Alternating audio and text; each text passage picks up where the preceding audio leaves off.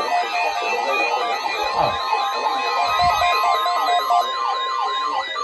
This is a weekly test of the NOAA radio for station KIH-28 in Philadelphia, Pennsylvania.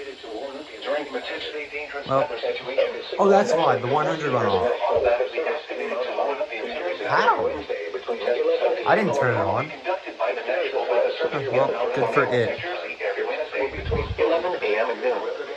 If there is a threat of severe weather during the normal test time, the test will be postponed to the next good weather day. Reception of this broadcast, and especially the warning alarm tone, will vary at any given location.